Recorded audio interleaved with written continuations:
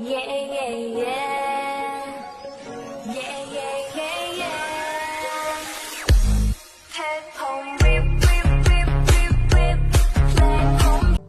Hi guys! Good morning! It's your girl Kat. So for today's vlog, ayan, nakikita nyo po bagong gising lang po ako. So aga po akong gumising ngayon kasi may pupuntahan po ako. Punta po ako mamaya sa Baybay, sa tabing Aplaya. So ipapakita ko po sa inyo guys kung ano po yung main source of livelihood namin dito sa isla. So, papakita ko po sa inyo kung paano gawin, kung paano... Basta, mamaya ko po Ginagawa mo? Ngayon po, babangon po muna ako para mag-almusal. Ayan. So, ito yung mukhang bagong gising. Walang hilamos. Walang... So, yun na nga guys. So, mamaya balikan ko na lang kayo. So, bye! A few moments later. So, hi guys! So, ngayon nandito na po ako sa Baybay. Ayan po yung tabing Aplaya. Ayan guys. So, ayan. So, ayun po yung tinatalian namin. Ayan. Diyan po kami magtatali mga...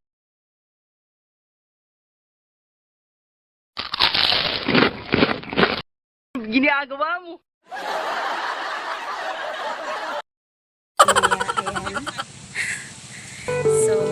So, ito po yung hanap buhay namin dito sa isla. Nagtatanim po kami ng tinatawag na tambalang or seaweed. So, ayan. Ayan po siya, guys. Tapos, ito po guys yung mga nagtatanim. Social distancing naman po siya, guys.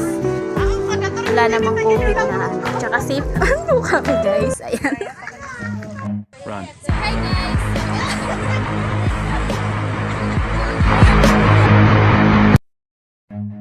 Run.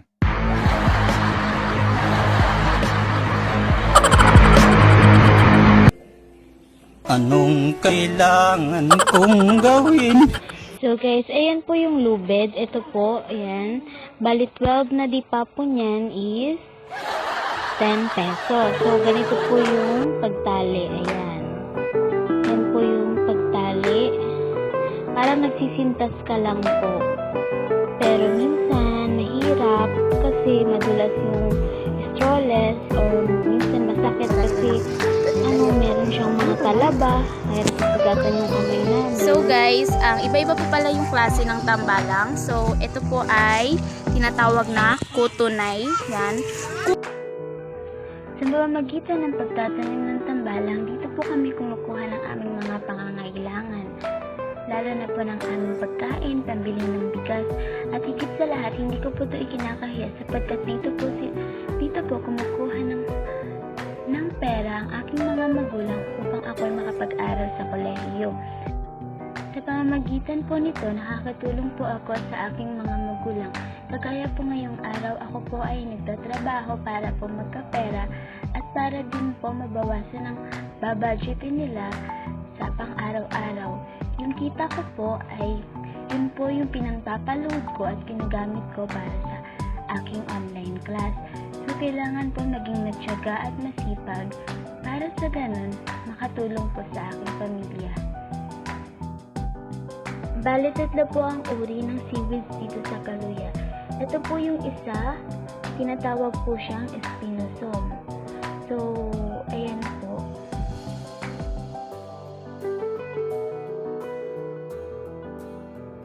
So, ayan po, makikita niyo po yan. Ayan po yung binibilad na tambalang. So, pag natuyo na po siya, bago po siya ibebenta. So, mahal yata po yung kilo ngayon. So, ito po guys, yung isa pang uri ng tambalang. Tinatawag po namin Espinosum. So, medyo matinik-tinik po siya, kaya po medyo masakit siya sa kamay pag tinatalian. Hindi po siya gaya ng kutunay na smooth po pag tinatalian. So, dito po, nandito rin po yung mga pinsan po namin na gusto rin po makatulong sa kanilang mga magulang, kaya tumutulong rin po sila para magkapera. Proud po ako na ito po ang isa sa aming hanap buhay dito sa isla. Nagtatanim po kami ng tambalang dahil dito po kami kumukuha ng aming mga pangangailangan, lalo na ng aming pambili ng bigas. Napakalaki po ng naitutulong nito sa akin, lalo na po ngayon, online class.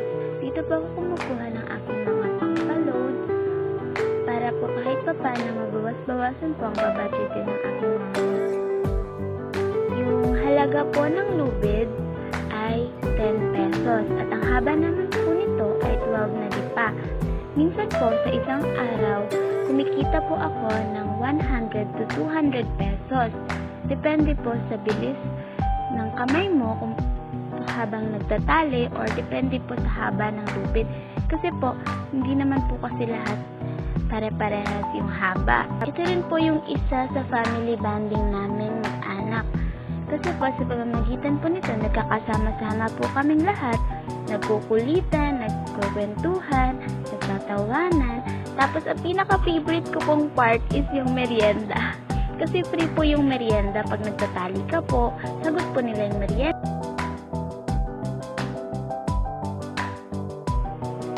So, eto po guys, yung tinatawag namin tirik. Napakasarap po nito. Or, also known as sea urchin. So, ayan po. Napakasarap po nito guys, promise. Pero sobrang sakit po pag natinik ka. Kasi po, yung bumabaon po talaga sa balat. Kaya masakit po. Pero kailangan lang po yung doble ingat sa paghawak. Ayan.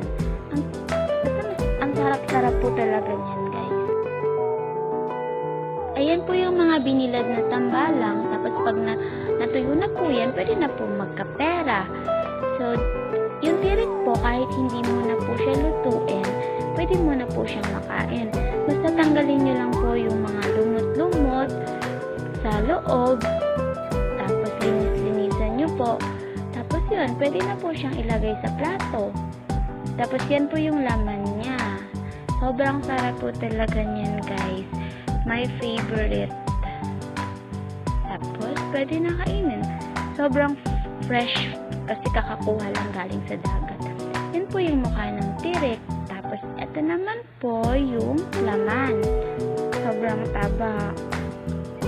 Simple lang po ang buhay namin dito sa isla. Basta po magkakasama po kami buong pamilya. At kompleto kami, walang nagkakasakit. Masayang-masaya na po kami. So guys, ito po yung buhay ko dito sa Kaluya at ito po ang kinabubuhay namin. So maraming salamat po sa pakikinig at sa panonood.